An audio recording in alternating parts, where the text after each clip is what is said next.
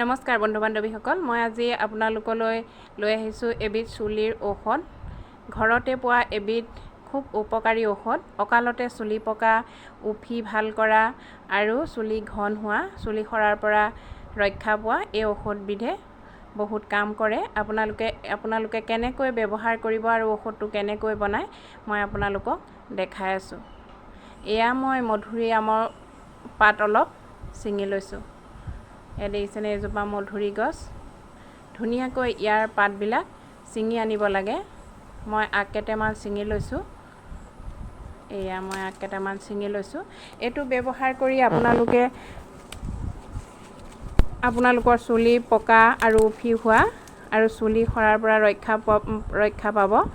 ৰক্ষা পাব পাৰি এইটোৰ পৰা। আৰু আজিকালি দেখা যায় সৰু ল'ৰা ছোৱালীবিলাকৰে চুলি পকিছে। গতিকে এনেকুৱা ধৰণৰ নেচাৰেল বস্তু আপোনালোকে ব্যৱহাৰ কৰিব।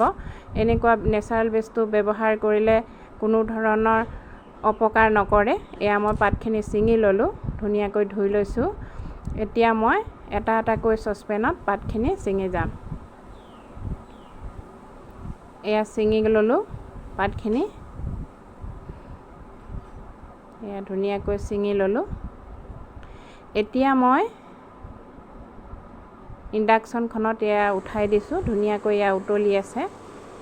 এয়া যেতিয়া সিজিব, এখন ব্যৱহাৰ নকৰা চেকনি, নিমখ চিমখ লগা নহ'ব, ব্যৱহাৰ নকৰা চেকনিখন লৈ পেলাই এই পানীখিনি চেকি পেলাব। চাহপাতৰ ফিকা চাহৰ দৰে ৰং এটা ওলাব, ৰঙৰ পানীটো ওলাব। এনেদৰে নতুন ভিডিঅ' লৈ মই আহিম। আপোনালোকে এইটো ব্যৱহাৰ কৰি কেনেকুৱা পালে মোক কমেণ্ট কৰি জনাবলৈ নাপাহৰিব। এয়া চাহপাতৰ দৰে পানী ওলাল আৰু যিখিনি সিজা পাত ৰৈ গৈছিল, মই ঠাণ্ডা পানী অলপ দি ধুনীয়াকৈ মাৰি ল'ম। পানীখিনি যেতিয়া ঠাণ্ডা হ'ব, তেতিয়া নাৰিকল তেল অলপ তাত দি ল'ব। আপোনালোকে আন্দাজ কৰি নাৰিকল তেলটো মিহলাই ল'ব। এয়া দেখিছেনে, নাৰিকল তেলটো মিহলাই ল'ব। অলপ ঠাণ্ডা হোৱা যেন পাই মই নাৰিকল তেল অলপ তাত দি দিছোঁ। এতিয়া মই মূৰত এয়া গোটেই ৰসখিনি ঘঁহি ধুই মূৰত ঢালি দিছোঁ। এনেকৈ ঢালি ধুই ধুনীয়াকৈ বান্ধি থৈ দিব। যেতিয়া শুকাব, আপোনালোকে চাফা পানীৰে মূৰটো আকৌ এবাৰ ধুই দিব। শ্বেম্পু ব্যৱহাৰ নকৰিব। এনেদৰে নতুন ভিডিঅ' আপোনালোকলৈ লৈ আহিম। আজিলৈ আহিছোঁ। ধন্যবাদ।